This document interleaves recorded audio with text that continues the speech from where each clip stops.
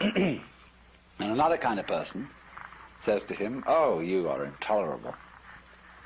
You're so dry, you're so dull, you rattle. You don't have any juice in you. And what we need is juice."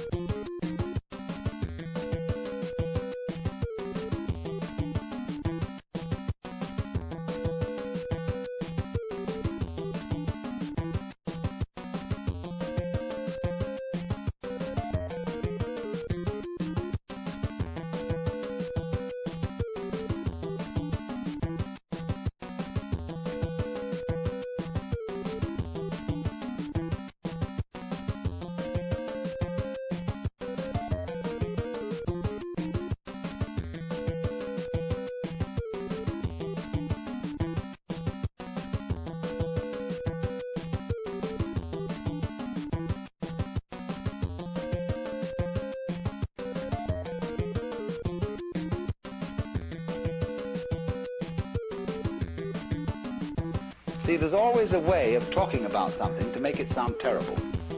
Equally, there's a way of talking about something to make it sound great. Now, what do you want to do? Do you want to live your life in such a way that you're always saying to it, you know? Do you want to, is that a good way to conduct things? Or do you want to live your life in such a way that you say, "Come on, let's go." You see, let's swing this thing. On the one hand, you see, you're always in tension against it. Do you remember I pointed out to you in this morning that the person who's anxious, constantly anxious, is the person who is resisting the flip-flopability of things. Life is vibrating. It's going blip, blip, blip, blip, blip all the time. And the anxious person says, "God's sake, don't do that." Because, you know, you might do it too much. I don't want to blurp like this. It makes me feel nervous. So stop it. And so, as he puts his weight on this blip, blip, he goes like this. You see, it gets tripping. So instead of saying, "Come on, let's blip, see, let's go," and do this thing, so in exactly the same way, the person who wants to say, "Well, you're nothing but some kind of chemicals."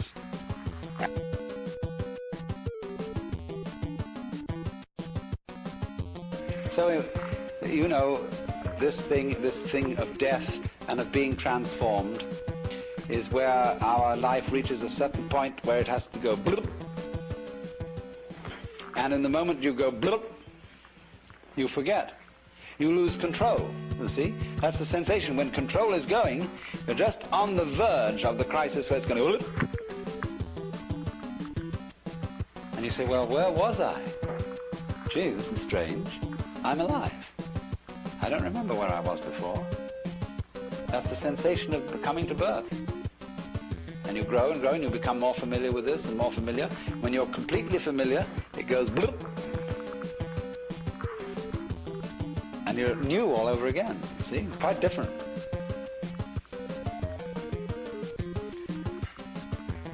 We can never believe, you see, when it gets to the point where we know it's about to go bloop, we never believe that it will go into life. We always think it's going to go into something dreadful.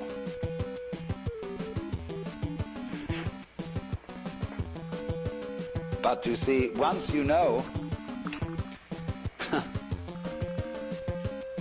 it's going to keep flipping.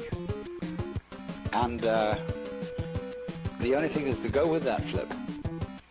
See, get ready to go. Are you ready? Boop. Then you can laugh. Because you know there's no way out.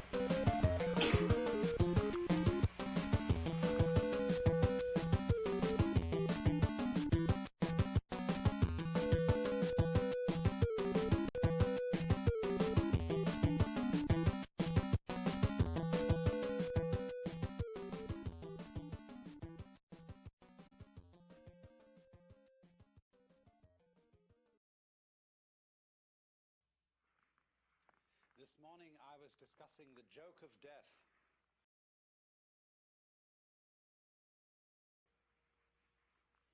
And the principal point that I was making was that death and life, or that is to say, in other words, the interval and the event, death being the interval between events, between one appearance and another of human beings, in the same way as winter is the interval between the appearance of the leaves in spring and their disappearance in the fall. But there is, you see, the chronic fear that the interval may be all that there is, that the interval may triumph, and there may be no event. And I was trying to show you that there is a polarity between the event and the interval between events, in such a way that you can no more have the one without the other than you can have the crest of the wave without the trough.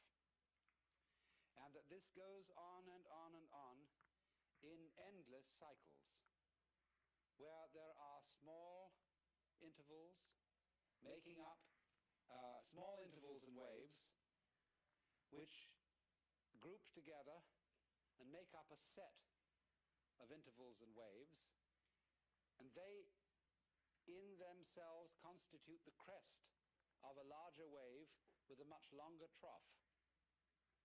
And then again there comes the group of intervals and waves on a short rhythm. And that this thing that goes like, you see, like this, you see, that this thing in its turn is the crest of a still greater wave, and that the nature of being is that this is the scheme of things. But the joke about it, what makes it exciting, is the constant anticipation that there might not be anything again after the interval, that it might all come to an end. And the real problem, in order to turn death into a joke, that is to say, suddenly to recover from this terrible anxiety that it might be finished, and then transmute the vibration trembling of anxiety into laughter. It is the same thing. Only the trembling of laughter is the trembling of anxiety seen from a different point of view. Now, what are the things that are obstacles to our being able to see that? It's almost as if life were itself a guru. And you know how gurus throw out tests to their students to see if they can pass these various initiations, all of which require nerve in the face of some formidable obstacle. All fairy stories are full of this. And so life itself throws out all kinds of reasons for supposing that we are faced with something serious instead of something playful. And I want to discuss with you a few ways which in Western history this obstacle has been thrown out, and how we today are bamboozled by these obstacles.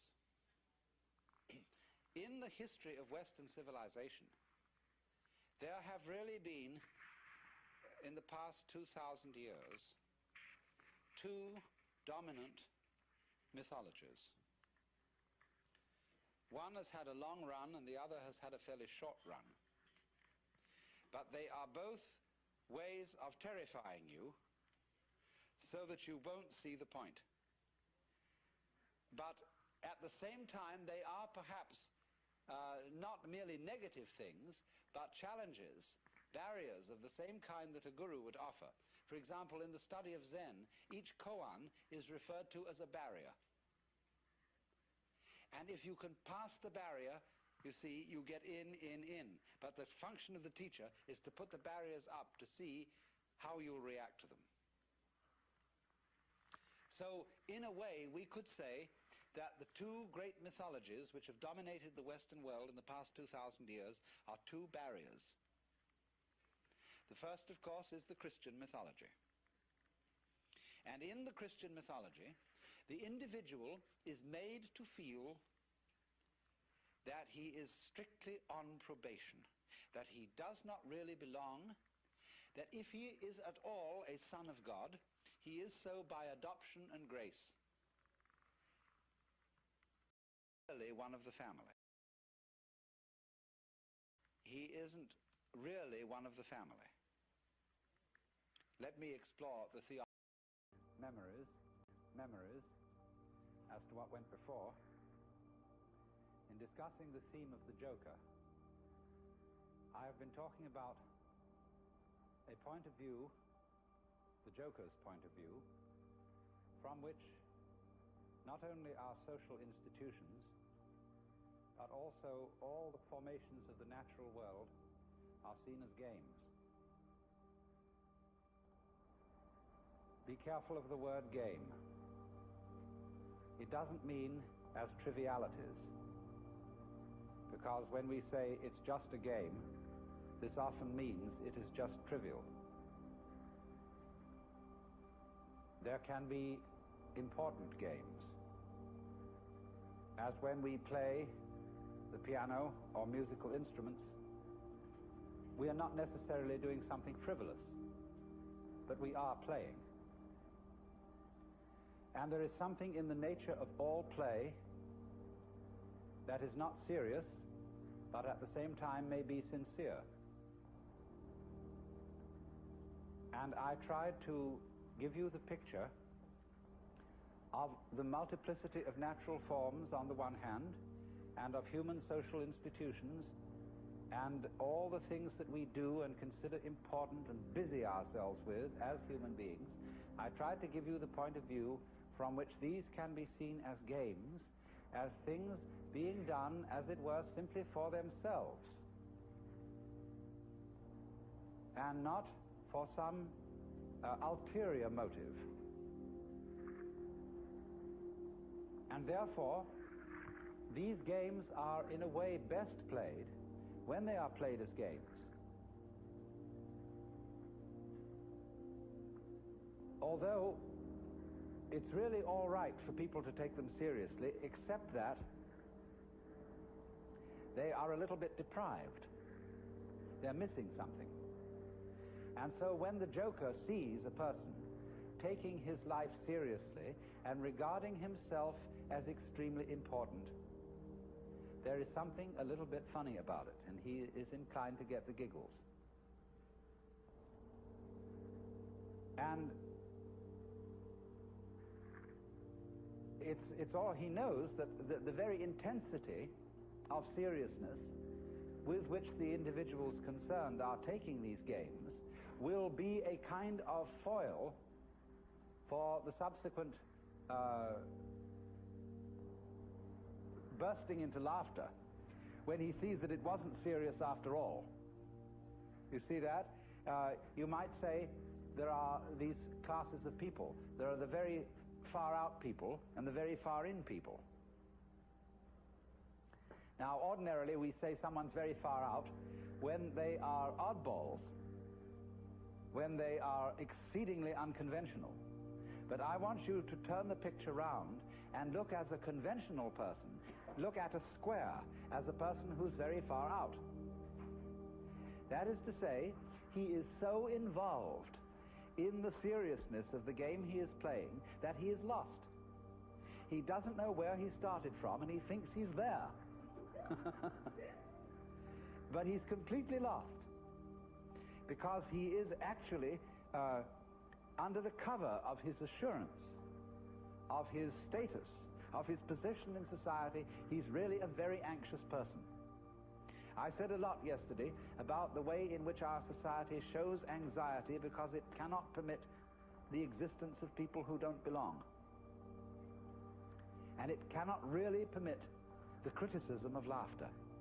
It cannot permit the presence of the old-fashioned court jester, because these people are so far out. They're so involved, and one from a certain standpoint, you see, from the Joker's standpoint, he doesn't condemn such people. He rather congratulates them on their heroism, for getting so lost and involved. But to keep the far-out people from going quite insane, there have to be far-in people. And the far-in people are those who keep contact with the original goings-on behind the scenes. They are like the prompter in the theater, where there are the actors out on the stage relying on their memories, etc., and they're supposed to get completely involved in the play. But there's a concealed prompter with the script in front of him. And he is the connection of the actor on the stage with the green room behind the stage. And you see in this dramatic analogy of the universe, the green room is the central point, the still point of the turning world.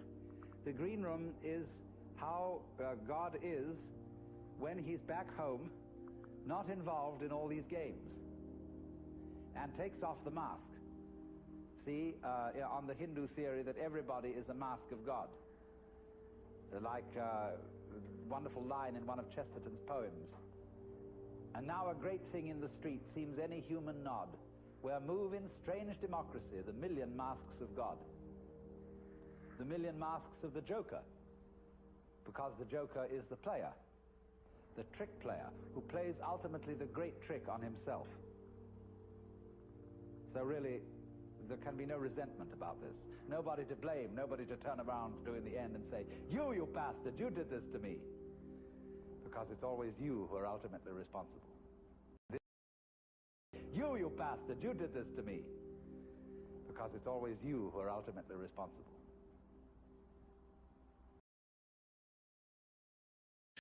Is the function of a Zen teacher is to put his students in all kinds of situations where in the normal course of social relations they would get stuck.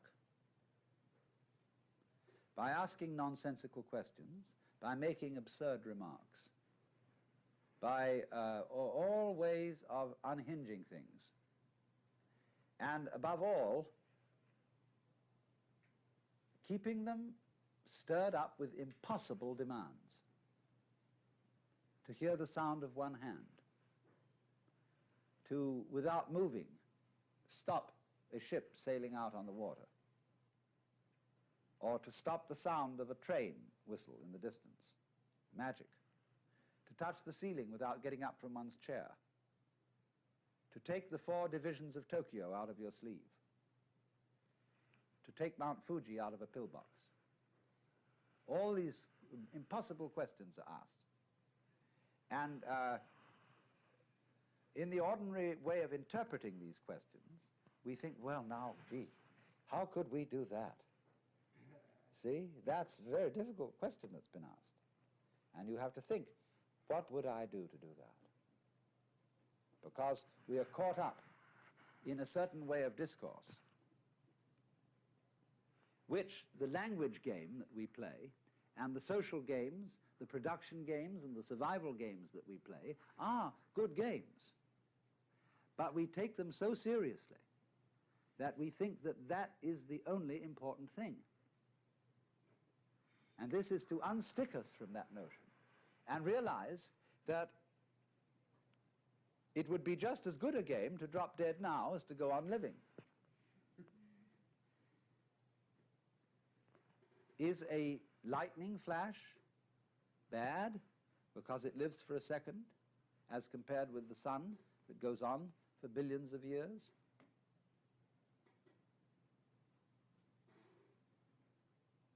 You can't make that sort of comparison, because a world of lightning goes also with a world where there's a sun, and vice versa. So long-lived creatures and short-lived creatures go together. That's the meaning of that saying. Flowering branches grow naturally, some short, some long. So this then is a scene in a Zen community where spontaneous behavior is encouraged within certain limits. And as the student becomes more and more used to it, those limits are expanded until eventually he can be trusted to go out on the street and behave like a true Zen character and get by perfectly well. You know what occasionally happens on the street when two people are walking down the sidewalk straight at each other, and they both decide to move to the right together, and then to the left together, and they somehow get stuck, and they can't pass each other. Zen teachers will pull just exactly that sort of stunt when going down a path and meet one of their students, to see if they can get him in a tangle, and can he escape from it. And you will find in everyday life that there is a very clear distinction between people who always seem to be self-possessed and people who are dithering and nervous and don't quite know how to react in any given situation, always getting embarrassed because they have their life too strongly programmed. You said, I mean, this is a common marriage argument. You said you would do such and such a thing at such and such a time, and now you've changed your plans. Not that the change of plans really caused any inconvenience, but just the feeling that when you say you will do something at a certain time, you ought to do it at that time, come hell or high water. Well, that's being very unadaptable. That's being a stone kind of sticky thing. If it, after all, doesn't matter when we do it, and somebody is offended because the time has been changed, that's simply because they are attached to punctuality as a fetish. Do you realize that the whole of life plays a game, which is a childhood game? There are three kinds of people: top people, middle people, and bottom people. And there can't be any middle people unless there are bottom people and top people. There can't be any top people unless there are middle and bottom people, and so it goes. And everybody's trying to be in a top set. Well, if they're going to be there, there's got to be someone in a bottom set. And the people who do the right thing and the people who do the wrong thing. Here in Sausalito, we have this very, very plainly. There are the right people, the nice people who live up on the hill. Then there are the nasty people who live down here on the waterfront, and they grow beards, and they wear blue jeans, and they smoke marijuana, and whereas the other people on the top of the hill drive Cadillacs and have wall-to-wall carpeting and nicely mowed lawns, and their particular kind of poison is alcohol. Now, the people who live on the top of the hill know that they're nice people. But they wouldn't know they were nice people unless they had some nasty people to compare themselves with. Every in-group requires an out-group, whereas the nasty people think they are the real far-out people, whereas those people, those hillbillies, are squares. And they wouldn't be able to feel far out unless they were nice. That they're nice people. Alcohol. Now, the people who live on the top of the hill know that they're nice people. But they wouldn't know they were nice people unless they had some nasty people to compare themselves with. Every in-group requires an out-group, whereas the nasty people think they are the real far-out people, whereas those people, those hillbillies, are squares. And they wouldn't be able to feel far out unless there were squares. See? These things simply go together.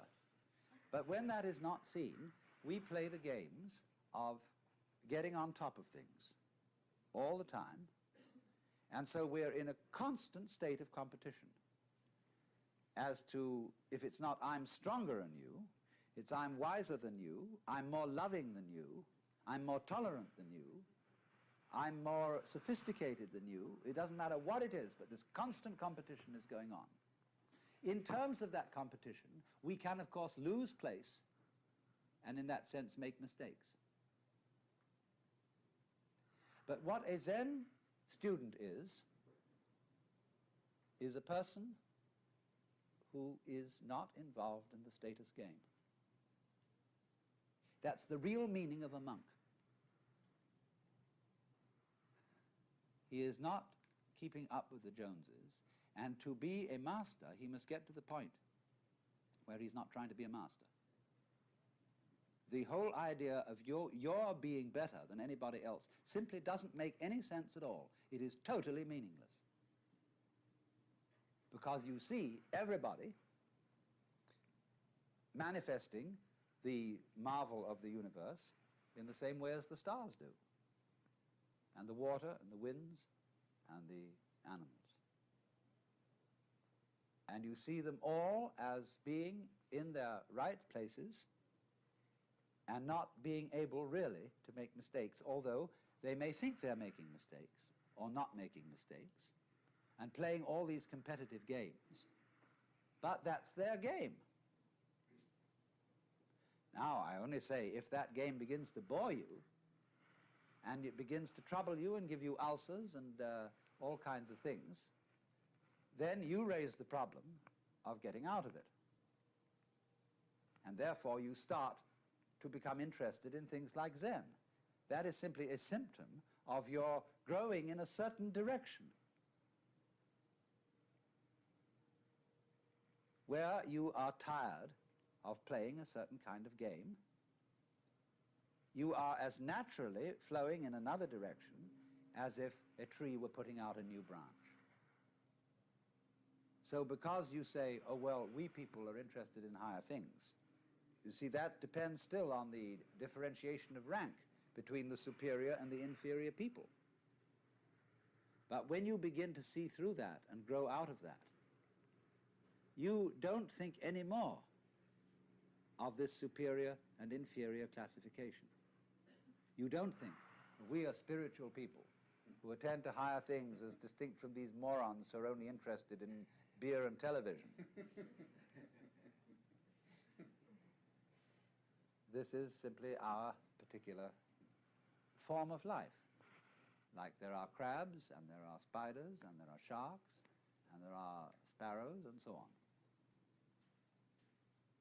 The trouble with the human being is, like the trouble with certain animals, like the dinosaur, who evolved to the point where he was so big that he had to have two brains, a higher self in the head and a lower self in the rump. And the difficulty was to get these two brains coordinated. But we have exactly the same trouble. And we are suffering from a kind of jitters that comes from being two-brained. Now, you see, I'm not saying that that jitters is bad. It's a potential step in evolution and an opportunity of growth. But remember, in the process of growth, the oak is not better than the acorn. Because what does it do? It produces acorns. Or you could say, just like I sometimes love to say, that a chicken is one egg's way of becoming others. So an oak is an acorn's way of becoming other acorns. Where is the point of superiority? The first verse of that poem I just quoted, the flowering branches grow naturally, some short, some long. The first verse is, in the landscape of spring, there is nothing superior and nothing inferior. The flowering branches are naturally some short, some long. So that's the point of view of being an outcast, in the sense of being outside the taking seriously of being involved in the social game and therefore being threatened by making mistakes, of doing the wrong thing. That is to say, of carrying into adult life one's childhood conditioning, where somebody is constantly yammering at you to play the game. So therefore, the preachers and the teachers take the same attitude towards their adult congregations that parents take to children, and lecture them and tell them what they should do. And judges in courts feel also entitled to give people lectures because they say those criminal types haven't grown up, but neither have the judges. It takes two to make a quarrel. So one can begin to think in a new way, in the polarity thinking, instead of being stuck with the competitive thinking of the good guys and the bad guys, the cops and the robbers, the capitalists and the communists, all these things, which are simply childishness.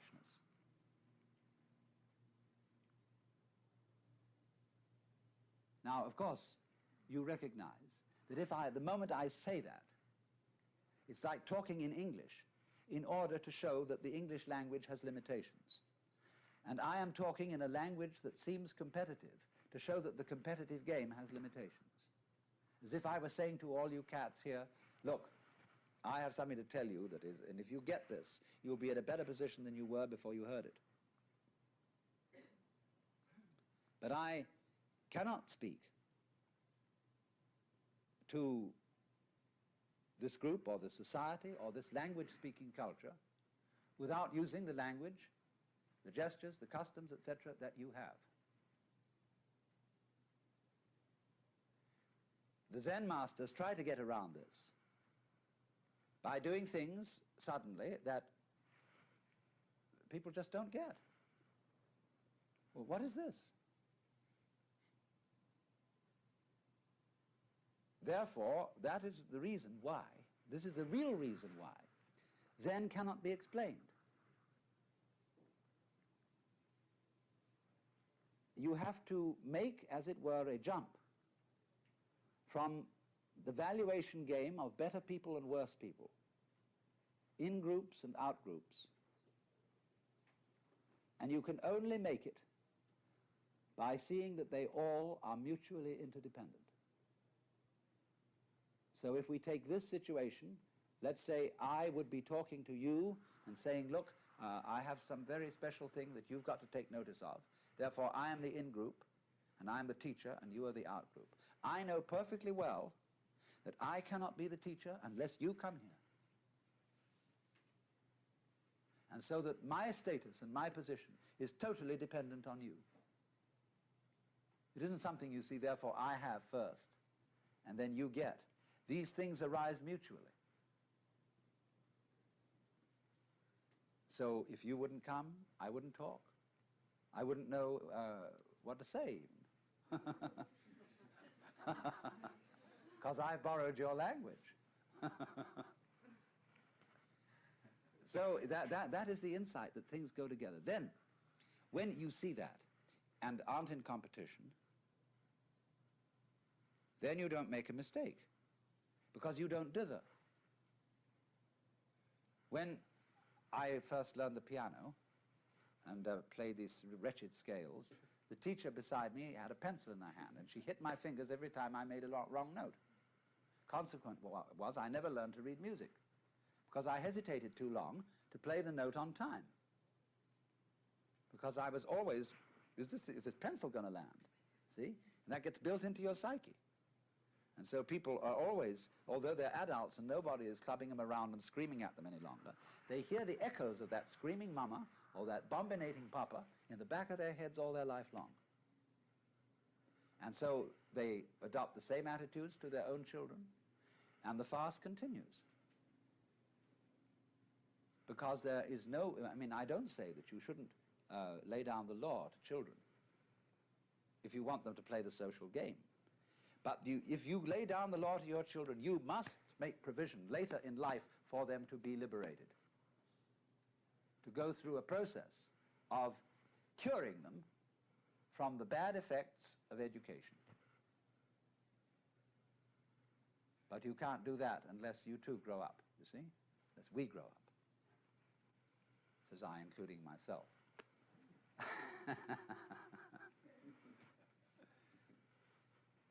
So that is the thing. Now, therefore, in the Zen scene, you would think that the master, as we know him and as we read about him, is an extremely authoritarian figure. That's the way he deliberately comes on at the beginning. He puts up a terrific show of being an awful dragon. And this screens out all sorts of people who don't have somehow the nerve to get into the work. But once you are in, a very strange change takes place. The master becomes the brother. he becomes the affectionate helper of all those students, and they love him as they would a brother, rather than respect him as they would a father. And therefore the students and masters, they make jokes about each other. They have a very curious kind of social relationship, which has all the outward trappings of the authoritarian, but everybody knows on the inside that that's a joke. Liberated people have to be very cool. Otherwise, in a society which doesn't believe in equality and cannot possibly practice it, they would be considered extremely subversive. And therefore, great Zen masters wear purple and gold and carry scepters and sit in thrones. And all this is carried on to cool it. And the outside world knows that they're all right. They have discipline, they have order, they're perfectly fine.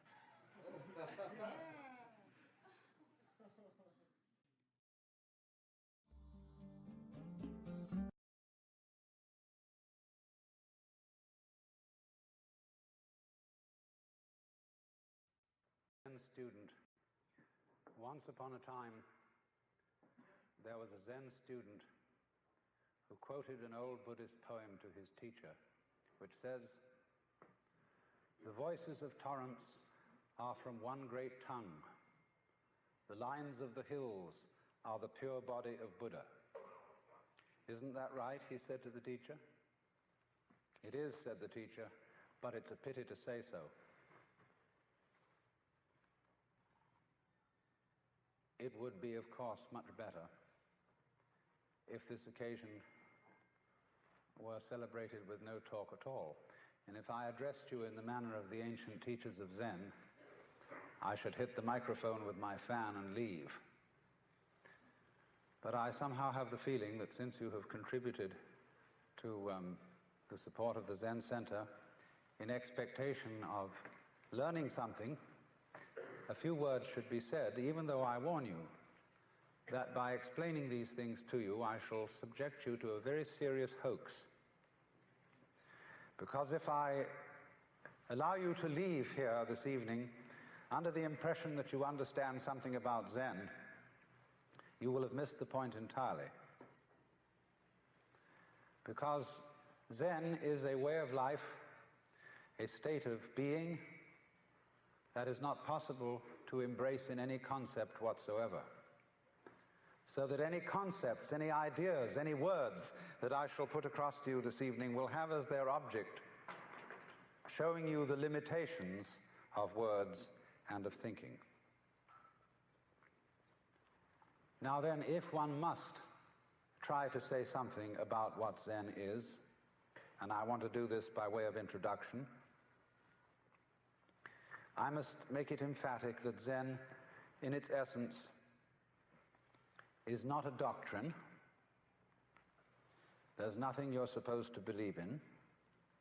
And it's not a philosophy in our sense, that is to say, a set of ideas, an intellectual net in which one tries to catch the fish of reality.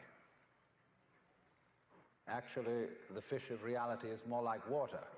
It always slips through the net, and in water, you know, when you get into it, there's nothing to hang on to. All this universe is like water. It is fluid, it is transient, it is changing. And when you're thrown into the water after being accustomed to living on the dry land, and you're not used to the idea of swimming, you try to stand on the water, you try to catch hold of it, and as a result you drown. And the only way to survive in the water, and this refers particularly to the waters of modern philosophical confusion, where God is dead, metaphysical propositions are meaningless, and there's really nothing to hang on to, because we're all just falling apart. And the only thing to do under those circumstances is to learn how to swim. And to swim, you relax. You let go, you give yourself to the water, and you have to know how to breathe in the right way. And then you find that the water holds you up. Indeed, in a certain way, you become the water. And so in the same way, one might say, if one attempted to again I say misleadingly, to put Zen into any sort of concept. It simply comes down to this: that in this universe there is one great energy, and we have no name for it. People have tried various names for it, like God, like Brahman, like Tao. But in the West, the word God has got so many funny associations attached to it that most of us are bored with it. When people say God the Father Almighty, most people feel funny inside. And so we like to hear new words. We like to hear about Tao, about Brahman, about Shinyo and Tathata, and such strange names from the Far East, because they don't carry the same associations of mawkish sanctimony and funny meanings from the past. And actually, some of these words that the Buddhists use for the basic energy of the world really don't mean anything at all. The word Tathata, which is translated from the Sanskrit into suchness or thusness or something like that, really means something more like da-da-da, based on the word tat, which in Sanskrit means that. And so in Sanskrit it is said, tattvam asi, that thou art, or in modern American, you're it. But da, that's the first sound a baby makes when it comes into the world, because the baby looks around and says, da, that. And fathers flatter themselves and think it's saying dada, which means daddy. But according to Buddhist philosophy, all this universe is one tatata. That means 10,000 functions or 10,000 things, one suchness. And we're all one suchness. And that means that suchness comes and goes like everything else, because this whole world is an on and off system. As the Chinese say, it's the yang and the yin. And therefore it consists of now you see it, now you don't, here you are, here you aren't, here you aren't. Because that's the very nature of energy, to be like waves, and waves have crests and troughs. Only we, being under a certain kind of sleepiness or illusion, imagine that the trough is going to overcome the wave or the crest. The yin, the dark principle, is going to overcome the yang, or the light principle, and that off is finally going to triumph over on. And we, shall I say, bug ourselves by indulging in that illusion. Gee, supposing darkness did win out, wouldn't that be terrible? And so we're constantly trembling and thinking that it may, because after all, isn't it odd that anything exists? It's most peculiar. It requires effort, it requires energy, and it would be so much easier for there to have been nothing at all.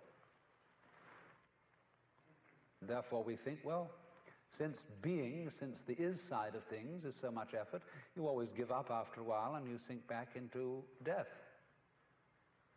But death is just the other face of energy, and it's the rest, the not being anything around, that produces something around, just in the same way that you can't have solid without space, or space without solid. When you wake up to this and realize that the more it changes, the more it's the same thing, as the French say, that you are really a playing of this one energy, and there is nothing else but that it is you, but that for you to be always you would be an insufferable bore. And therefore it is arranged that you stop being you after a while and then come back as someone else altogether. And so when you find that out, you become full of energy and delight. As Blake said, energy is eternal delight. And you suddenly see through the whole sham of things. You realize you're that. We won't put a name on it. You're that.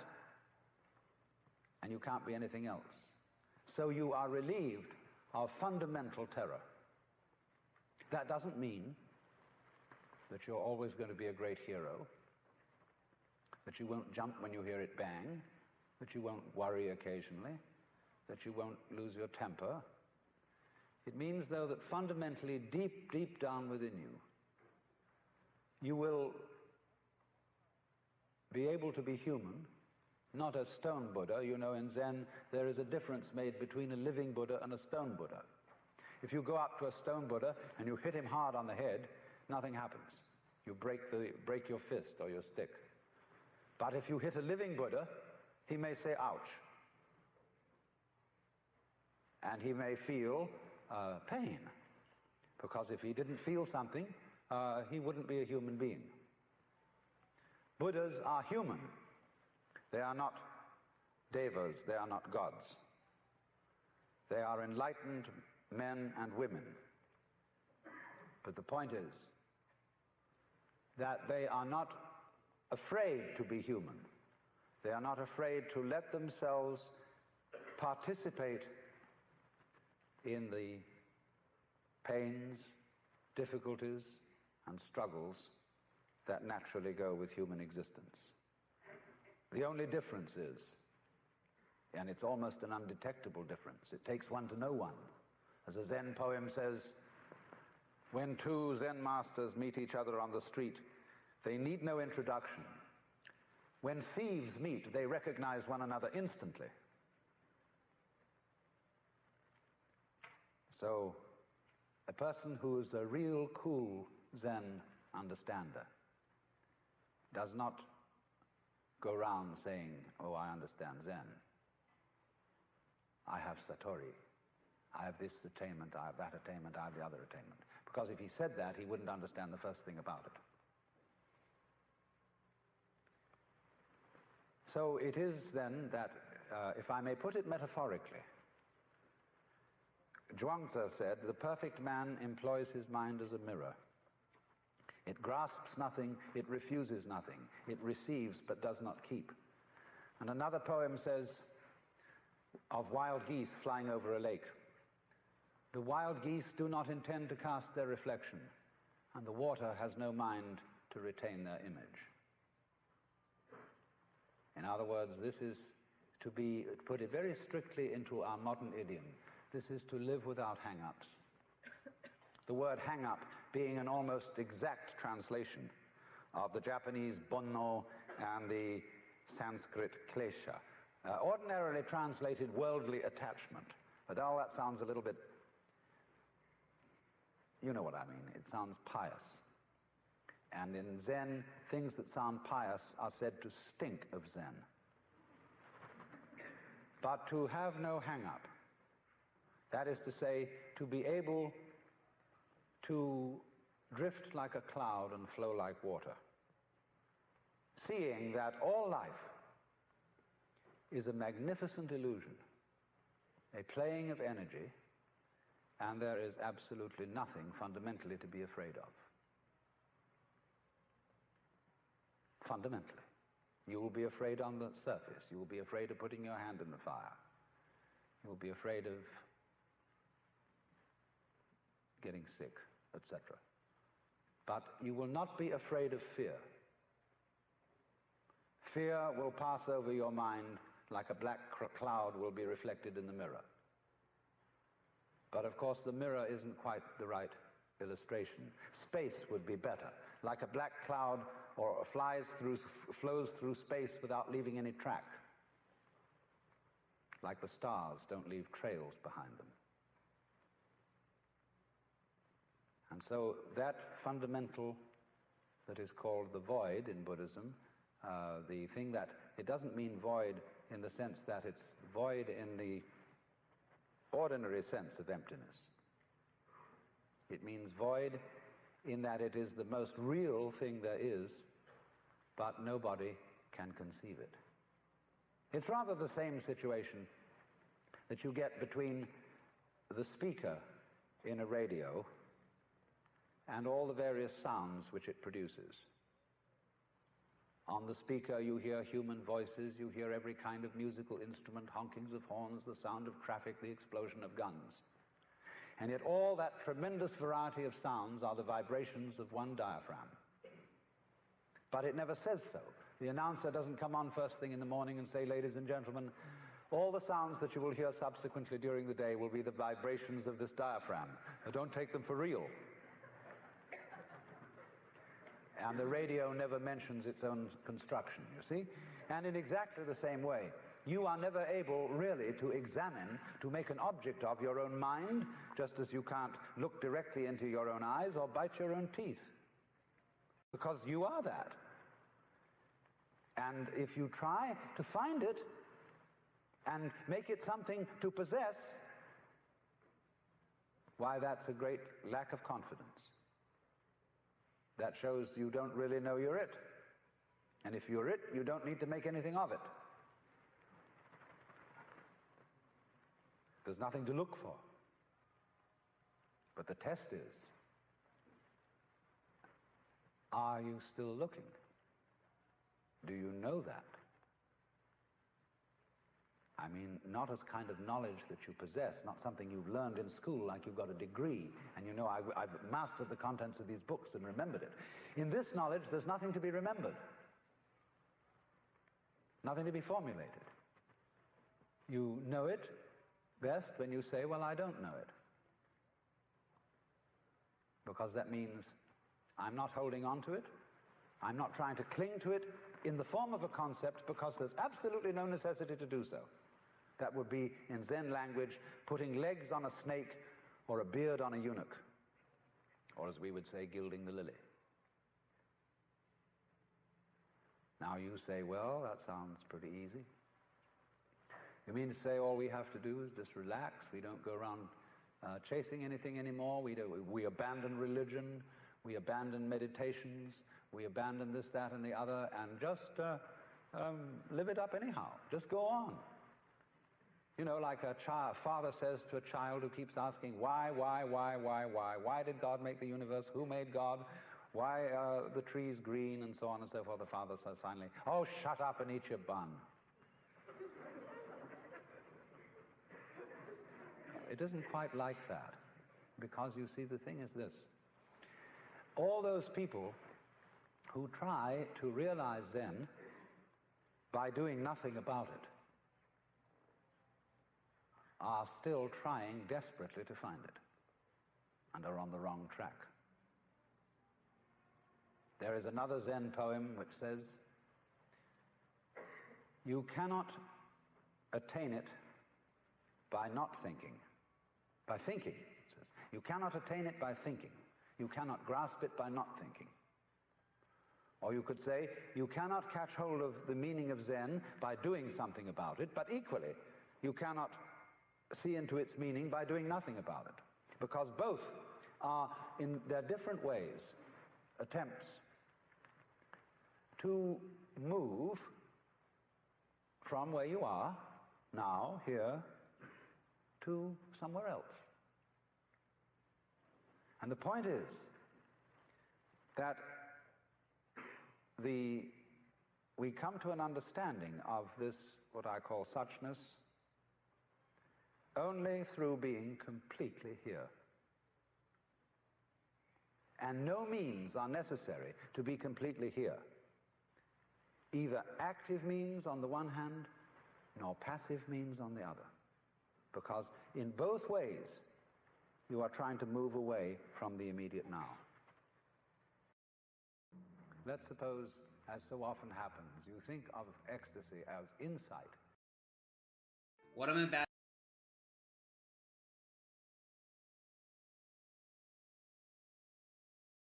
Light. There's a Zen poem which says, let's suppose, as so often happens, you think of ecstasy as insight, as seeing light. There's a Zen poem which says, a sudden crash of thunder, the mind doors burst open, and there sits the ordinary old man. See, there's this sudden vision, Satori, breaking, wowie, and the doors of the mind are blown apart, and there sits the ordinary old man. That's just little you, you know. lightning flashes, sparks shower. In one blink of your eyes you've missed seeing. Why? Because here is the light. The light, the light, the light. Every mystic in the world has seen the light. That brilliant, blazing energy, brighter than 1,000 suns, which is locked up in everything. Now imagine this. Imagine you're seeing it. Like you see aureoles round Buddhas, like you see the beatific vision at the end of Dante's Paradiso. Vivid, vivid light, so bright that it's like the clear light of the void in the Tibetan Book of the Dead. It's beyond light. It's so bright. And you watch it receding from you. And on the edges, like a great star that becomes a rim of red. And beyond that, a rim of orange, yellow, green, blue, indigo, violet. And you see this great mandala appearing, this great sun. And beyond the violet, there's black, black like obsidian, not flat black, but transparent black like lacquer. And again, blazing out of the black as the yang comes from the yin, more light. Going, going, going. And along with this light, there comes sound. There's a sound so tremendous with the white light that you can't hear it. So piercing that it seems to annihilate the ears. But then along with the colors, the sound goes down the scale in harmonic intervals, down, down, down, down, until it gets to a deep, thundering bass, which is so vibrant that in turn it turns into something solid. And you begin to get the similar spectrum of textures. Now all this time you've been watching a kind of a thing radiating out. But it says, you know, this isn't all I can do. And the rays start going yo-ee, yo-ee, yo-ee, yo-ee, yo-ee, yo-ee, yo-ee, yo-ee, dancing like this. And naturally the sound starts going, waving too, as it comes out. And then the textures start varying themselves. And they say, well, you've been looking at this thing as I've been describing it so far in a flat dimension. Let's add a third dimension. It's going to come right at you now. See, this way. And meanwhile, it says it's not just that we're going to go you-ee, you-ee, you-ee like this. We're going to do little curly cues. We're going to go ka-jik-ka-choo, ka-jik-ka-choo, ka-jik-ka-choo, ka-jik-ka-choo like this. And it says, well, that's just the beginning. We can go making squares and turns. And then suddenly you see in all the little details that become so intense that all kinds of little sub-figures are contained within what you thought were originally the main figures. And the sound starts going, all different, amazing complexities of sound all over the place. And this thing's going, going, going, and you think you're going to go out of your mind, and suddenly it turns into, why, us sitting around here.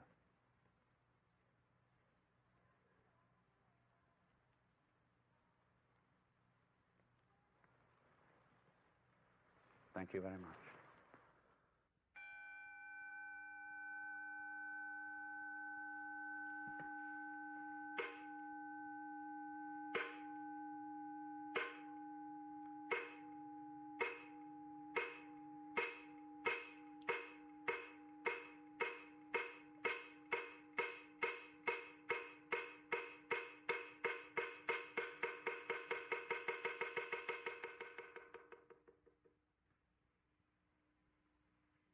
The cold kills you with cold. The heat kills you with heat.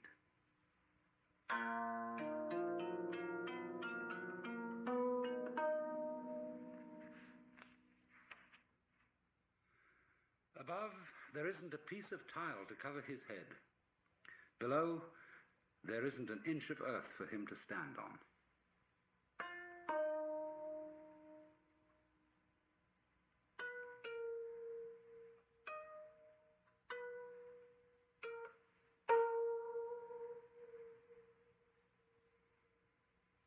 When the mouth wants to speak about it, words fail. When the mind seeks affinity with it, thought vanishes.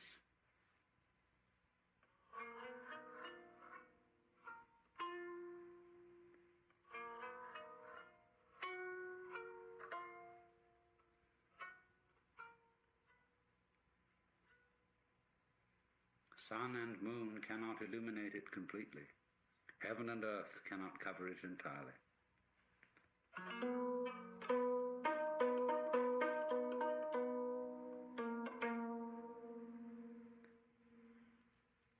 The deer hunter doesn't see the mountains.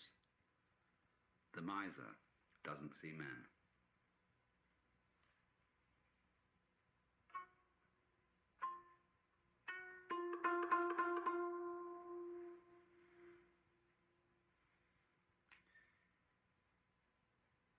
Last year's poverty was not real poverty. But this year's poverty is poverty indeed.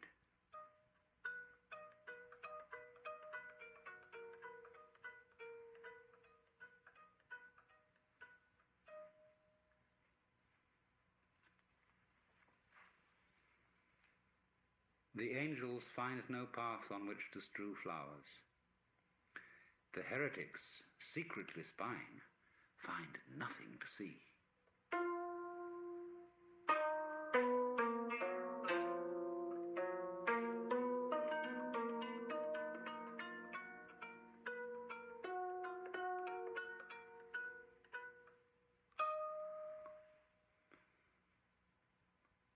Last year's plum and this year's willow. Their color and fragrance are as of old.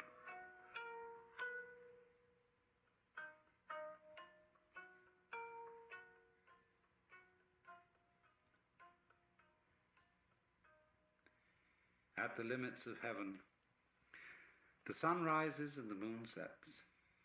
Beyond the balustrade, the mountains deepen and the waters become chill.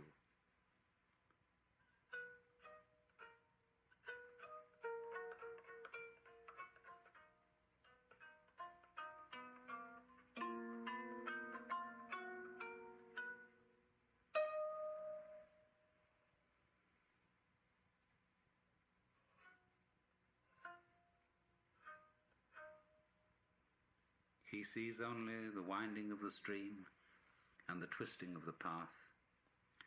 He does not know that already he is in the land of the immortals.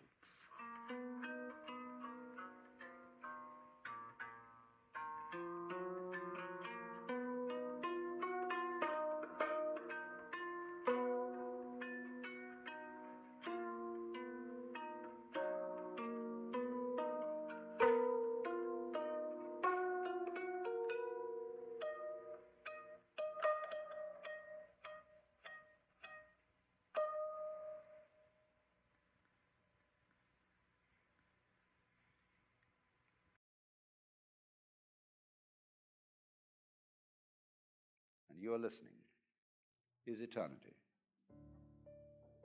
Into the, and the don't is the don't is the way it hits you up. To ask insulting your intelligence. So, if I may start by insulting your intelligence with what is called the most elementary lesson. The thing that we should have learned before we learned 1, 2, 3 and ABC, but somehow was overlooked. Now, this lesson is quite simply this, that any experience that we have through our senses, whether of sound or of light or of touch, is a vibration. And a vibration has two aspects, one called on and the other called off. Vibration seems to be propagated in waves, and every wave system has crests and it has troughs. And so life is a system of now you see it, now you don't. And these two aspects always go together. For example, sound is not pure sound. It is a rapid alternation of sound and silence. And that's simply the way things are. Only you must remember that the crest and the trough of a wave are inseparable. Nobody ever saw crests without troughs or troughs without crests, just as you don't encounter in life people with fronts but no backs. just as you don't encounter a coin that has the heads but no tails. And although the heads and the tails, the fronts and the backs, the positives and the negatives are different, they're at the same time one. And one has to get used fundamentally to the notion that different things can be inseparable. That what is explicitly two can at the same time be implicitly one. If you forget that, very funny things happen. If therefore we forget, you see, that black and white are inseparable, and that existence is constituted equivalently by being and non-being, then we get scared. And we have to play a game called, black might win. And once we get into the fear that black, the negative side, might win, we are compelled to play the game, but white must win. And from that start all our troubles. Because you see, the human awareness is a very odd mechanism. That is to say, we have as a species specialized in a certain kind of awareness, which we call conscious attention. And by this we have the faculty of examining the details of life very closely. We can restrict our gaze, and it corresponds somewhat to the peripheral field, the central field of vision in the eyes. We have central vision, we have peripheral vision. Central vision is that which we use for reading, for all sorts of close work, and it's like using a spotlight, whereas peripheral vision is more like using a floodlight. Now, civilization and civilized human beings, for maybe 5,000 years, maybe much longer, have learned to specialize in concentrated attention. Even if a person's attention span is short, he is, as it were, wavering his spotlight over many fields. The price which we pay for specialization in conscious attention is ignorance of everything outside its field. I would rather say ignorance than ignorance, because if you concentrate on a figure, you tend to ignore the background. You tend, therefore, to see the world in a disintegrated aspect. You take separate things and events seriously, imagining that these really do exist, when actually they have the same kind of existence as an individual's interpretation of a Rorschach blot. They're what you make out of it. In fact, our physical world is a system of inseparable differences.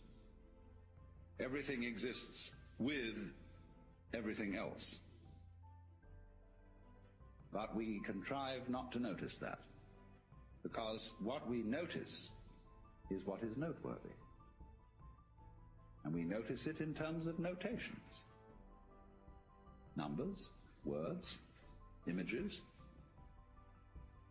What is notable, noteworthy, notated, noticed, is what appears to us to be significant, and the rest is ignored as insignificant. And as a result of that, we select from the total input that goes to our senses only a very small fraction. And this causes us to believe that we are separate beings, isolated by the boundary of the epidermis from the rest of the world. You see, this is also the mechanism involved in not noticing that black and white go together.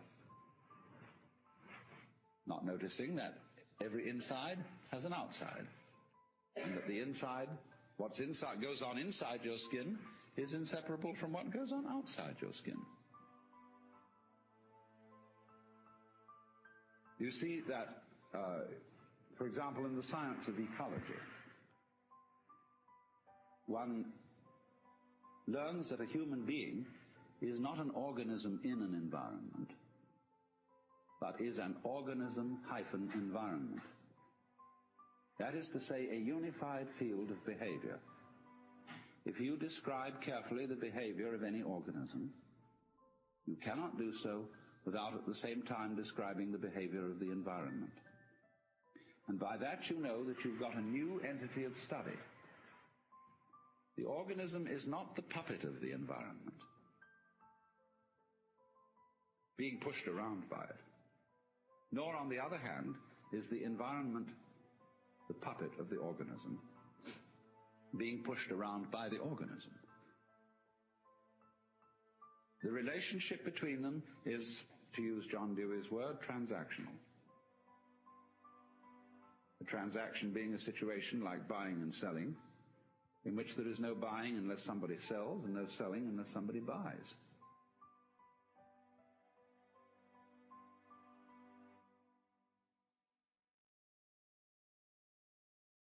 And on the other hand, we'll take the extreme, and we'll take the opposite extreme, which is geological. The stone, the blind energy, the electrical force without any consciousness whatsoever. These are observable things.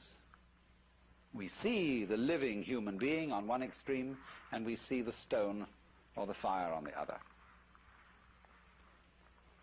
Now, our 19th century mythologist wants to describe this limit in terms of this one. He wants to say that consciousness is nothing but a very complicated form of minerals. Why can't you go the other way and just as easily say minerals are a very simple form of consciousness? That works, doesn't it? I mean, after all, here is this mineral.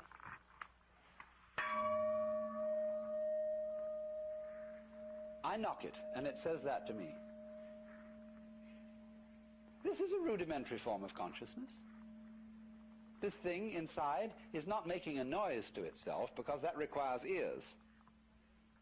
But in some way, this thing is going to itself. It's shaking like that. And that's its consciousness, its response, its resonance. It isn't totally unconscious, but its consciousness is extremely simple. Now, you may think I'm spinning fairy stories, but is that any more of a fairy story than to say that your consciousness is nothing but chemistry? I mean, you think you're conscious, and that you have this high and mighty state of affairs, but actually, of course, if we look at this very realistically, all this is just colloidal substances bubbling around. See? Both that story and the other story can be made to seem equally fanciful. But the question is this. If I say about the gong, look, my friend, I respect you because you are a little bit conscious. See? You relate to me, you're kind of a younger brother. And, then there's something endearing and warm about this attitude to things. Whereas if I say, psst, you're just a piece of metal, and as a matter of fact, I'm just a piece of metal too. That's a kind of insult. Now, the people who believe that are really suicidal maniacs. They want to put themselves down. They are against their own life, and they take a great pride in being that way, and they call it being realistic. And I'm only saying it's a better gamble to take it the other way and say the best thing you can say about it, that this is a living being, but not so much of a living being as a snail or something that actually wanders along and wiggles.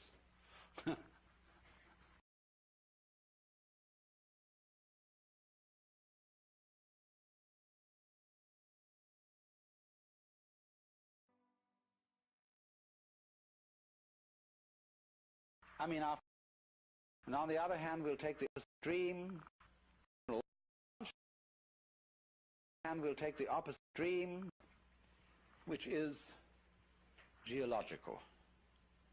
The stone, the blind energy, the electrical force without any consciousness whatsoever.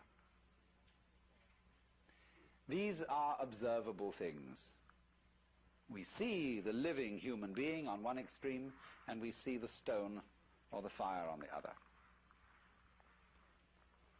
Now, our 19th century mythologist wants to describe this limit in terms of this one. He wants to say that consciousness is nothing but a very complicated form of minerals. Why can't you go the other way and just as easily say minerals are a very simple form of consciousness? That works, doesn't it? After all, here's this mineral.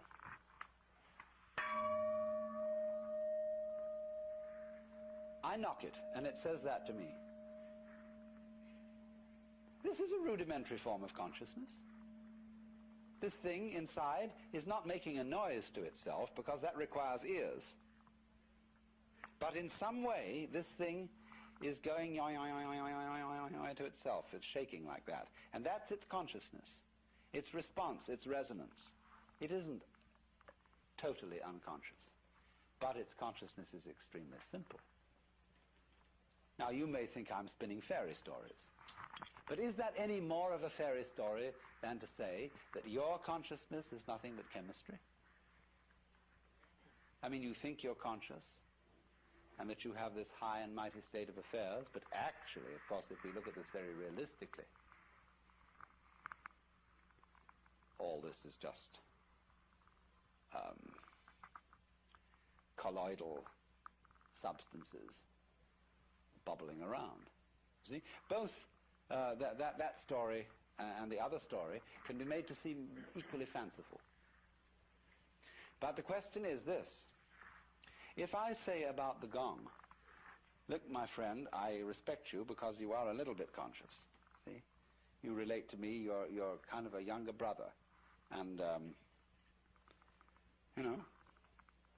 then there's something endearing and warm about this attitude to things. Whereas if I say, psst, you're just a piece of metal, and as a matter of fact, I'm just a piece of metal too. That's a kind of insult. Now, the people who believe that are really suicidal maniacs. They want to put themselves down. They are against their own life, and they take a great pride in being that way, and they call it being realistic. And I'm only saying it's a better gamble to take it the other way and say the best thing you can say about it, that this is a living being, but not so much of a living being as a snail or something that actually wanders along and wiggles.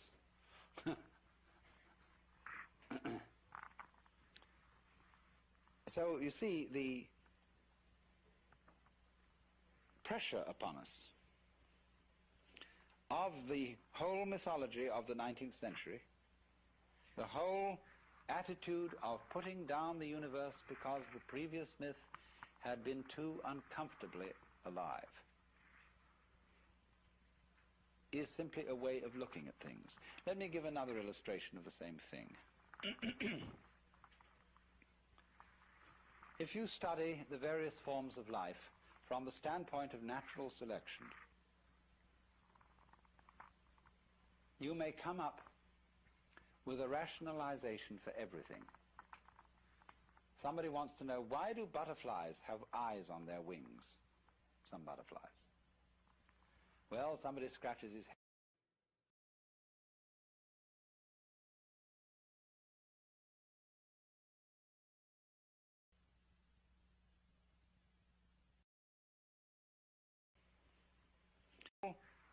The whole mythology of the 19th century, the whole attitude of putting down the universe because the previous myth had been too uncomfortably alive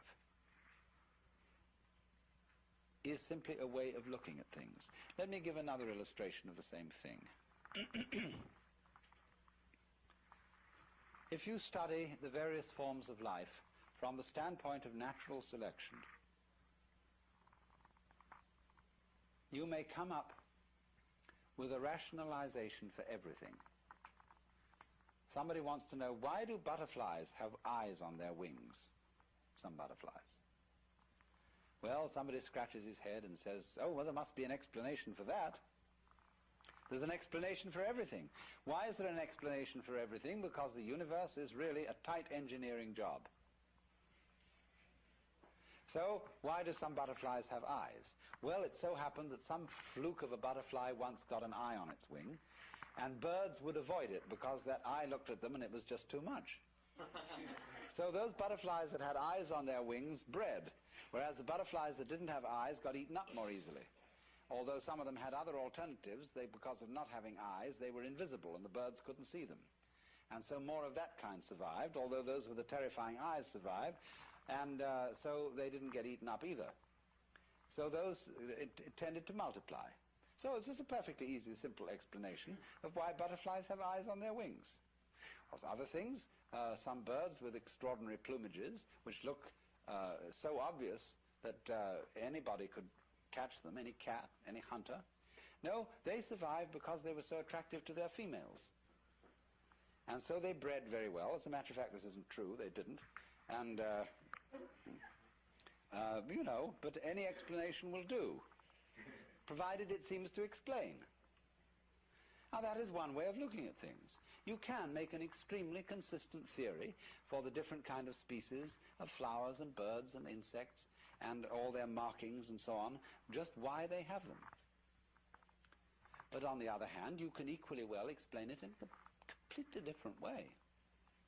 You can say, it would be exceedingly dreary if there were nothing but one uniform type of life. I mean, supposing there had never been anything but amoebas, and there were just globules, and they divided, and then they divided again, and then they divided again. You know, that could have gone on, and it could have been terribly efficient, because the minute you went to hit an amoeba, you would strike it, but suddenly find you'd killed only one of them because it split just before you hit. It's a marvelous arrangement. And you know, they could split very fast. You could suddenly go at another with two hammers, hoping to catch both amoebas, but suddenly they split, and there were 8 of them before you knew where you were. That would be fine. But actually, the reason why there is all this colossal variety and all these patterns on butterflies' wings is that nature is a poet and is simply having a wonderful time making all this variety and doing all these various things. And that explanation is just as plausible as the efficient explanation. You see, the philosophy is to a large extent a matter of taste. What sort of explanations suit your personality? If you're an anal retentive type and rather tight, then you like the efficient explanation. On the other hand, if you're an effusive type, you like the poetic explanation.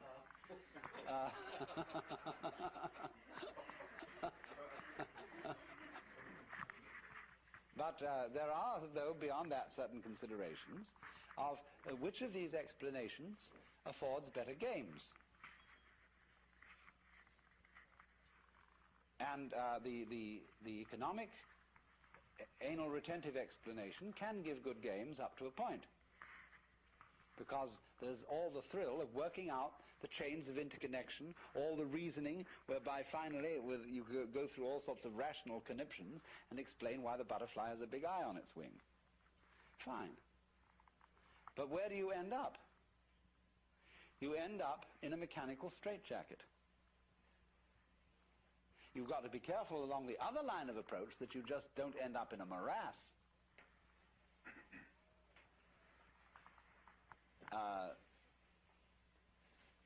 You could do that. So you look for a middle way. But the point that emerges from all this is don't be bamboozled into fearing that the black will win, because the white is the only thing there is,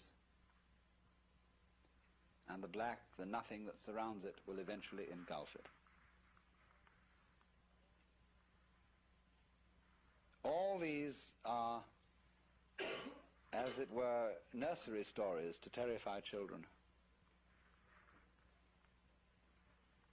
You live in a cosmos where the light of consciousness and the darkness of unconsciousness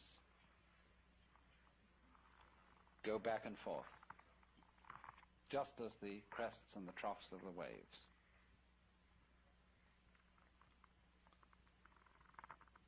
And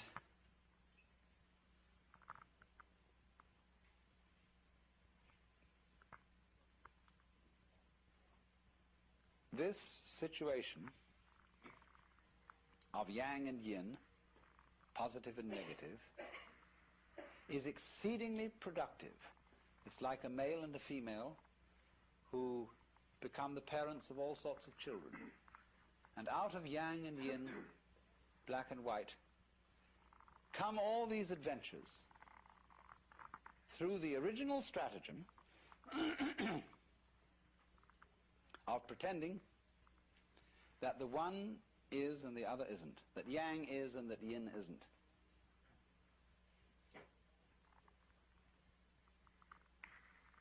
Both have equally good arguments on their side, and one now wins and the other now wins. Back and forth, back and forth, back and forth. But don't be deceived. The two are always together.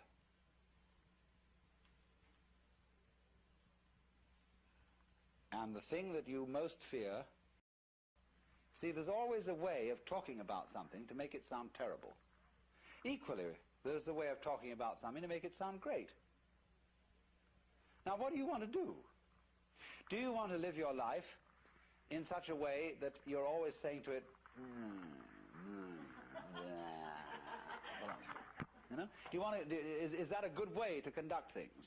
Or do you want to live your life in such a way that you say, "Come on, let's go. You see, let's swing this thing." On the one hand, you see, you're always in tension against it. Do you remember I pointed out to you in this morning that the person who's anxious, constantly anxious, is the person who is resisting the flip-flopability of things. Life is vibrating. It's going blip, blip, blip, blip, blip all the time. And the anxious person says, "God's sake, don't do that." Because, you know, you might do it too much. I don't want to blip like this. It makes me feel nervous. Stop it. And so, as he puts his weight on this blip, blip, he goes like this. You see, it gets tripping. So instead of saying, "Come on, let's blip, see, let's go," and do this thing, so in exactly the same way, the person who wants to say, "Well, you're nothing but some kind of chemicals, and they're just a lot of, you're a bag of pus and blood, basically, with a few bones inside." And that person is doing the same thing, you see, as the person who's putting pressure on the flip-flopability of things, and so he gets anxious. And the person who does this, he wants to say, he's always, look, so you know, this thing of death and of being transformed is where our life reaches a certain point where it has to go bloop. And in the moment you go bloop, you forget. You lose control, you see. That's the sensation. When control is going, you're just on the verge of the crisis where it's going to bloop. And you say, "Well, where was I? Gee, this is strange. I'm alive. I don't remember where I was before." That's the sensation of coming to birth. And you grow and grow, and you become more familiar with this and more familiar. When you're completely familiar, it goes bloop. And you're new all over again. See? It's quite different.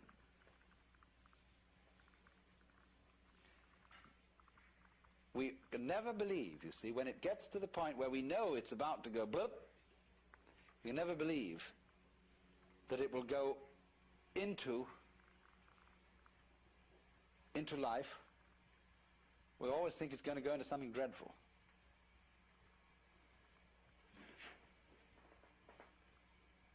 But you see, once you know, it's going to keep flipping. And the only thing is to go with that flip. See, get ready to go. Are you ready? Boop. Then you can laugh.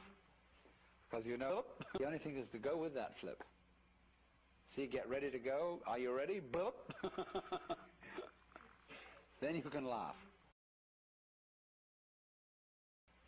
Because you know there's no way out.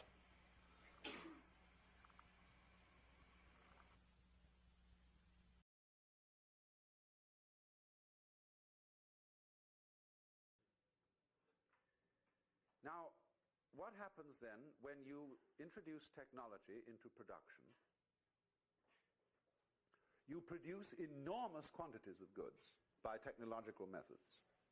But at the same time, you put people out of work. You can say, oh, but it always creates more jobs. There will always be more jobs, yes. But they will be, lots of them will be futile jobs. They will be jobs making every kind of frippery and unnecessary contraption. And one will also at the same time have to beguile the public into feeling that they need and want these completely unnecessary things that aren't even beautiful. And therefore an enormous amount of nonsense employment and busy work, bureaucratic and otherwise, it has to be created in order to keep people working. Because we believe, as good Protestants, that the devil finds work for idle hands to do. But the basic principle of the whole thing has been completely overlooked. That the purpose of the machine is to make drudgery unnecessary.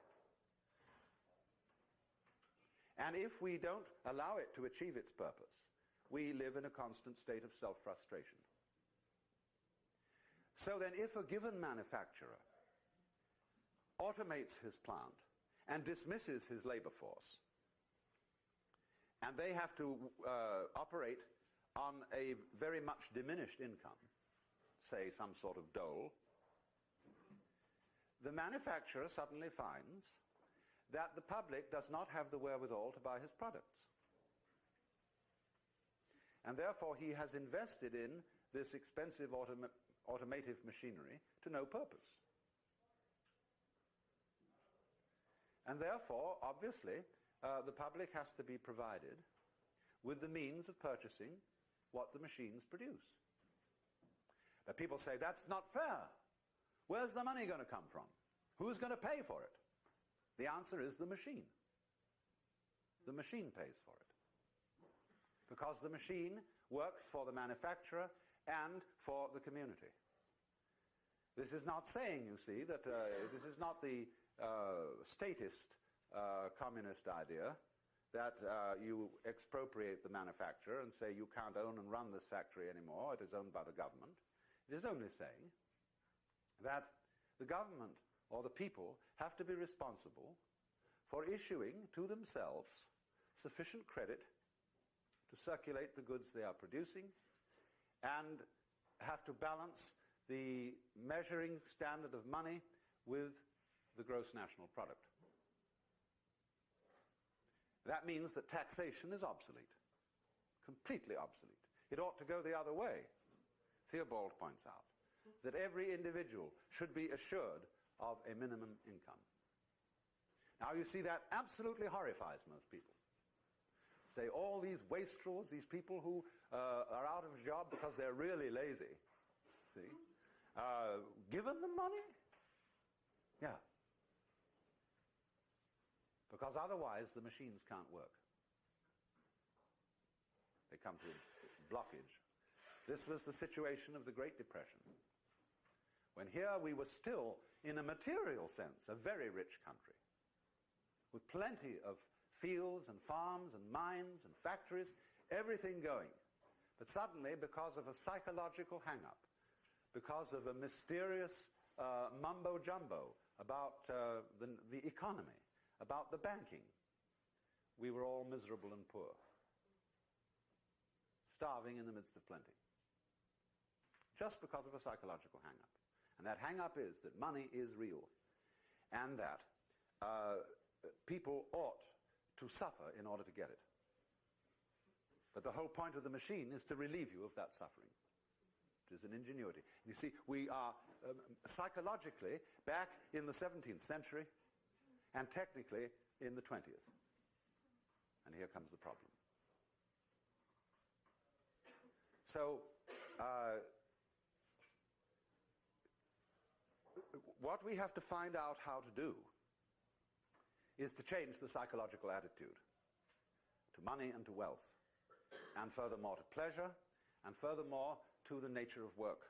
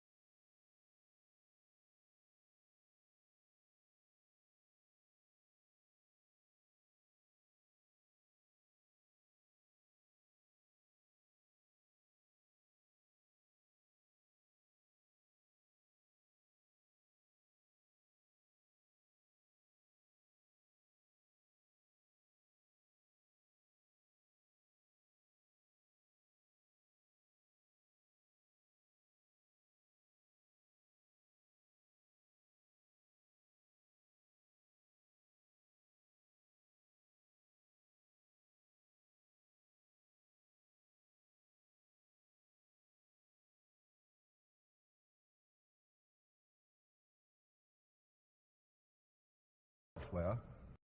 It's very funny to come to California, you know, when you've lived elsewhere. It's very funny to come to California, you know, when you've lived elsewhere. The web of life. Let me try from the first to indicate the point that we're aiming at. The point is this, that human consciousness is at the same time as being a form of awareness and sensitivity and understanding, it's also a form of ignorance. The ordinary, everyday consciousness that we have leaves out more than it takes in. And because of this, it leaves out things that are terribly important. It leaves out things that would, if we did know them, allay our anxieties and fears and horrors. And if we could extend our awareness, you see, to include those things that we leave out, we would have a deep interior peace.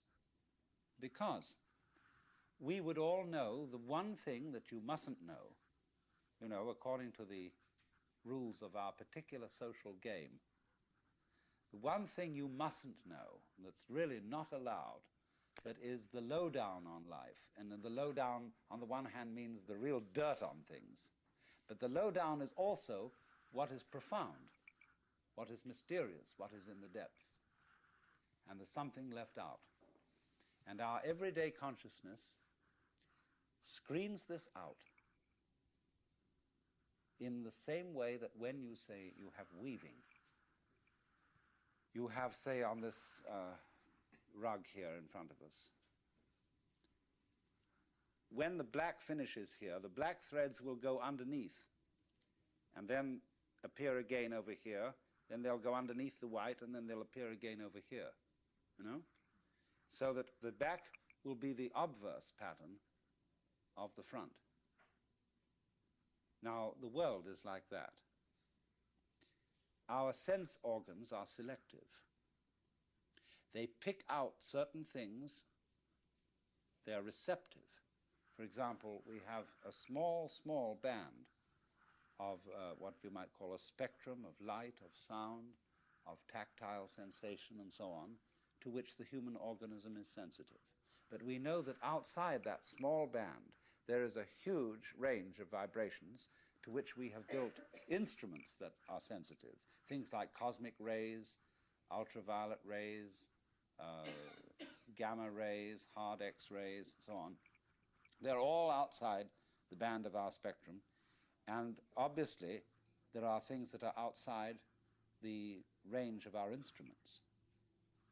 We may build new instruments someday which will evoke, bring into our consciousness other orders of vibration altogether, but yet, as yet, we don't know about them. So you could imagine, you see, the universe is a vast, vast system of vibrations and has infinite possibilities. All these vibrations, you know, are like the strings on a harp. And the harps that the angels are supposed to play in heaven are really this huge possibility. See, when you play the harp, you select strings. You don't play all the strings. It's stupid to just run your finger along the whole edge of the harp, back and forth, and go. What you do is you pick out with your fingers, select, just like on the piano, you don't go brrrm. You pick out certain notes, and these make the patterns.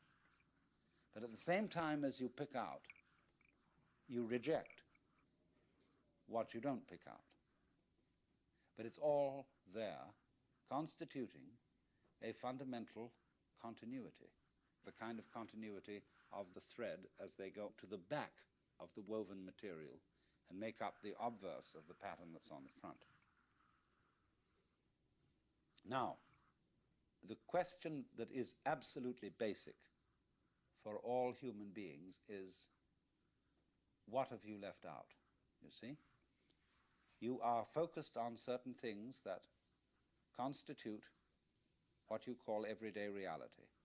Look, you single out people, and you see them sitting all around, and you know there are things that are really there.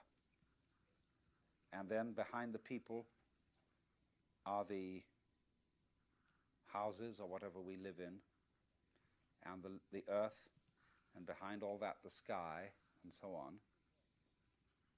But we see the world as a collection of rather disjointed events and things.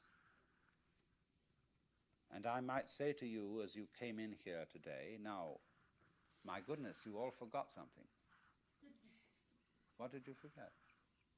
And you think, my goodness, did I put my pants on? Did I wear a sweater? Did I got my glasses and my hair on, or my wig or whatever? And no, it's none of that. It was something you've forgotten. See, everybody's forgotten something. You left it out. You've just missed it. See? And so I can bring this out, what you've forgotten, if I ask you, who are you? Well, you say, I'm Paul Jones, or whatever your name happens to be. I say, oh, no, don't give me that stuff. Who are you really? And you think, whoa, of course I'm just me. No, don't give me that. I don't want to hear all that nonsense. You're playing a trick on me. Really, deep down, who are you? I don't know. Well, that's the thing to find out. That's the thing that's been forgotten. See, that's the underside of the tapestry, the thing that's been left out.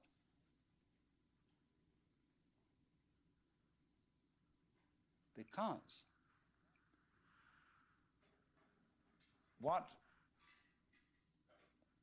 we are carefully taught to ignore is that every one of us, fundamentally, deep inside, let's put it that way,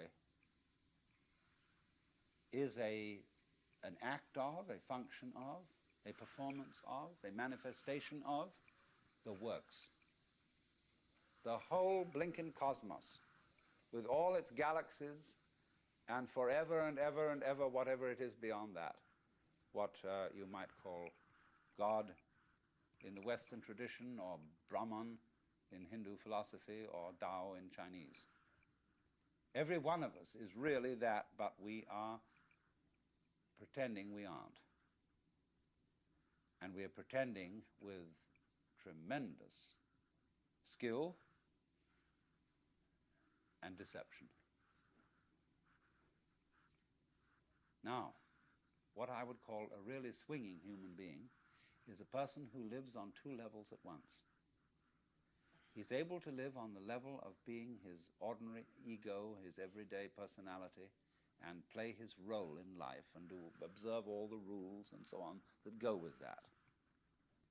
But if he's only on that level, if he's only playing that kind of thing, and thinks that's all there is, it becomes a drag. And he starts being the kind of person who feels that he's just got to go on surviving. See?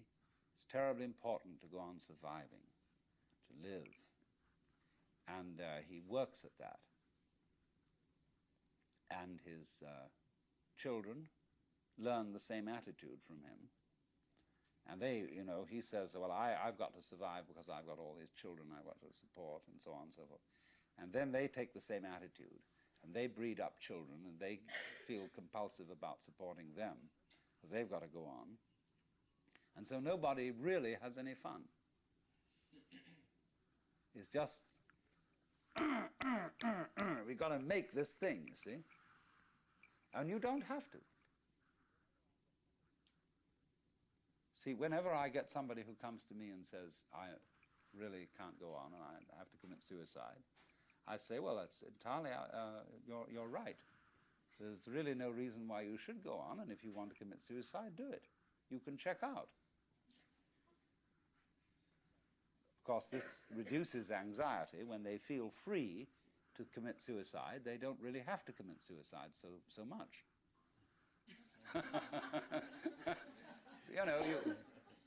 You can commit partial suicide.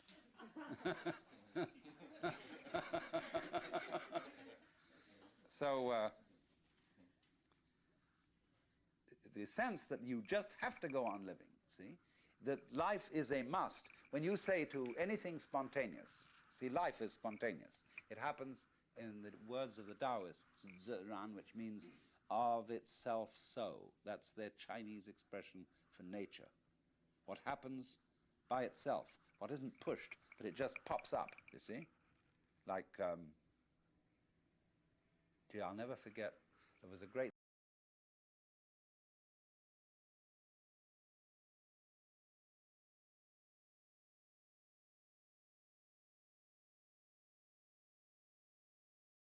Zen master I knew once in New York. He was giving a lecture one evening, and he was dressed in his gold ceremonial robes, and he was sitting in front of an altar like this sort of thing, but he had a table in front of him with very formal, with candles on it, and a sutra scripture on a little desk, and he was lecturing on the sutra. And he said, fundamental principle in Buddhism is no purpose, purposelessness. When you drop fart, you don't say, at 9 o'clock I drop fart. It happened of itself.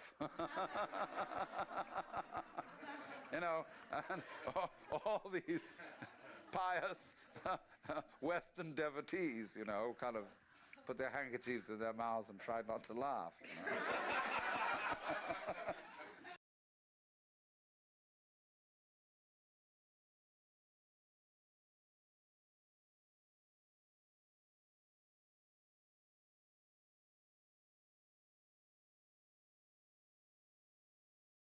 In any game that really works.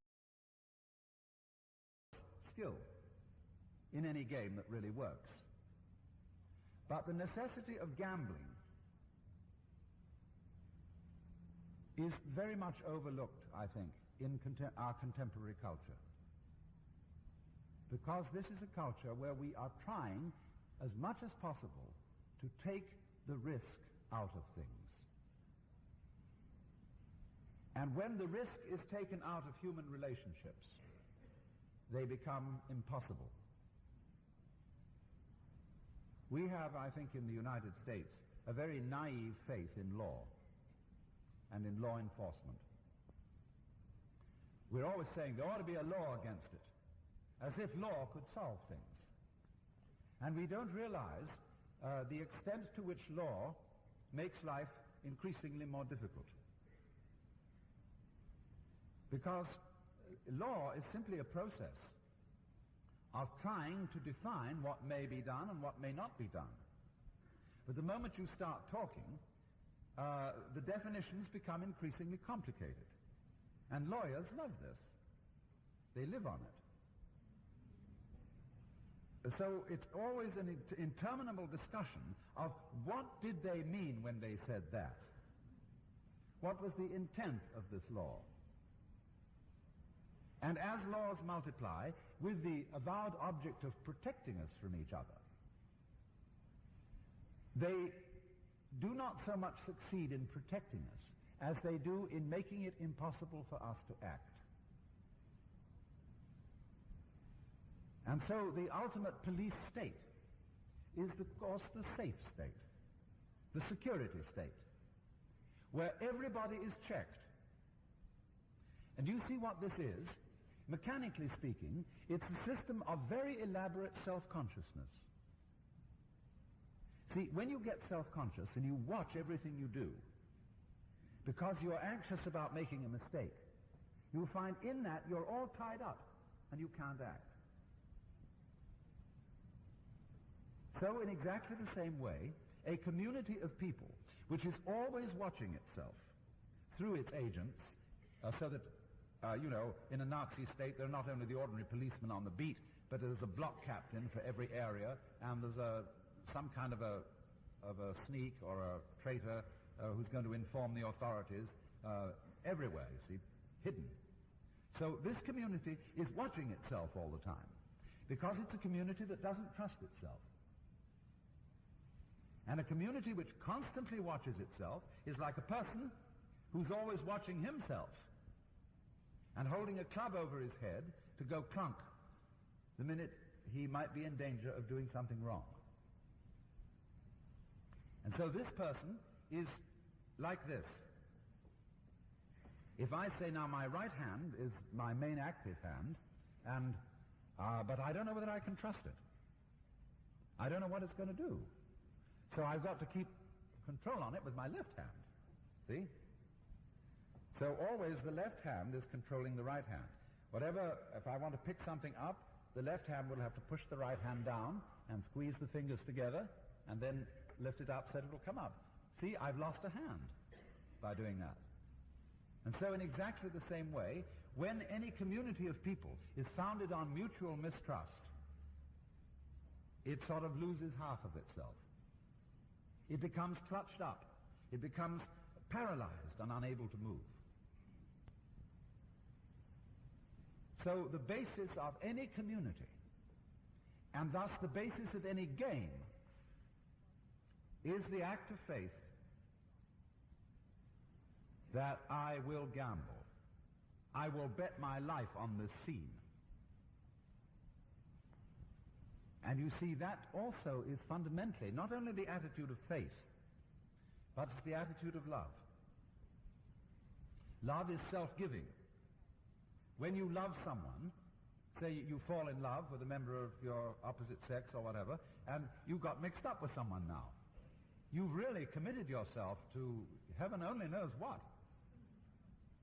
Because love is a letting go of direct control. And you might say, going back again to the Christian images of God, that God creates the world by constantly disappearing, giving himself away. The Hindu would agree with this too.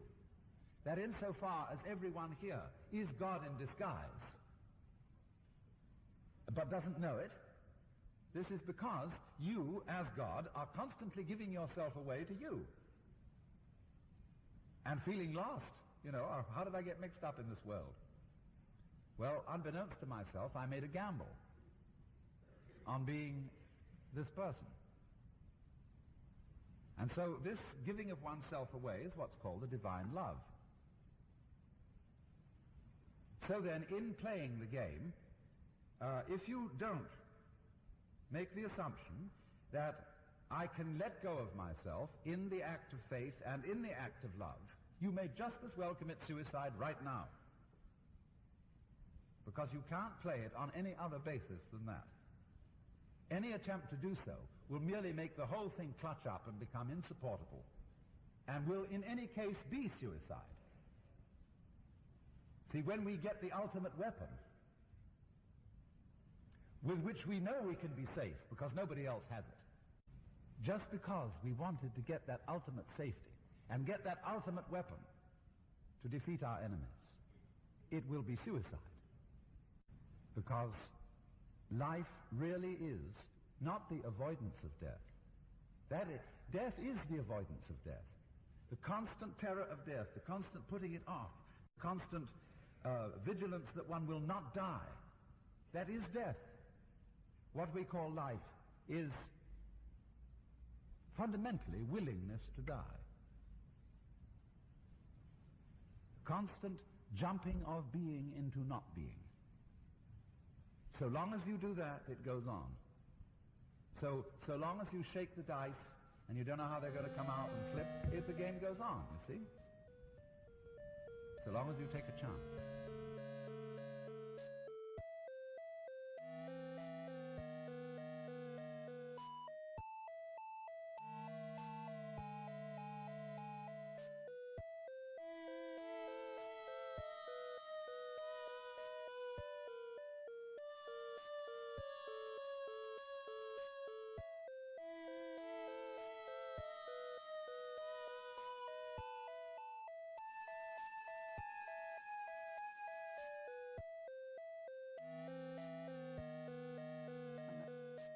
People don't go to monastery is not a monastery in the Christian.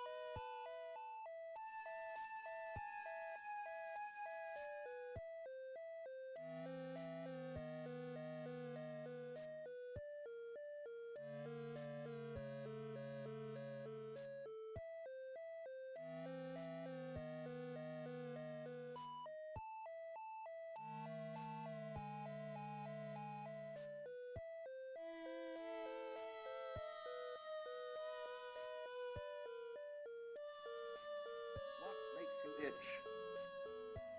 What sort of a situation would you like? Let's suppose I do this often in vocational guidance of students. They come to me and say, well, we're getting out of college and we haven't the faintest idea what we want to do. So I always ask the question, what would you like to do if money were no object? Then obviously the highest form of man is not sitting in a trance like a lump on a log. Inside, it has no outside. Away from everyday life. A raft for crossing a stream. You do that. Instruction. Or even if you come to a seminar like this. You are, by doing that,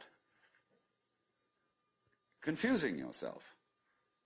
Because you are looking for what you're asking for outside. as if someone else could give it to you, as if you didn't have it.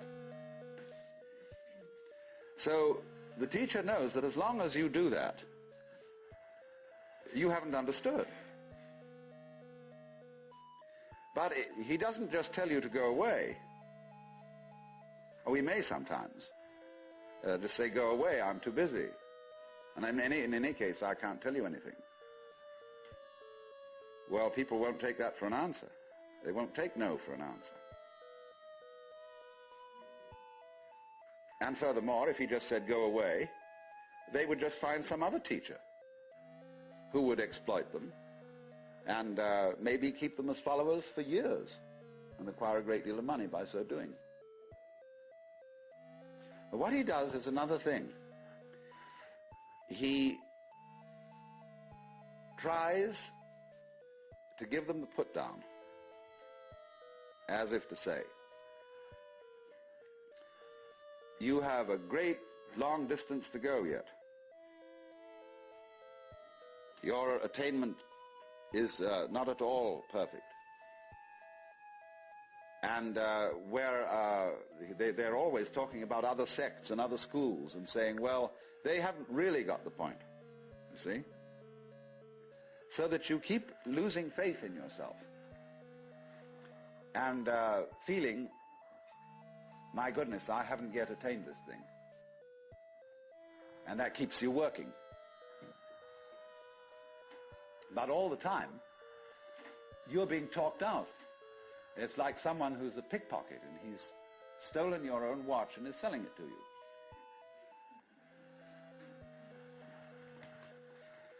But just so long as you can be talked out of yourself, you deserve to be.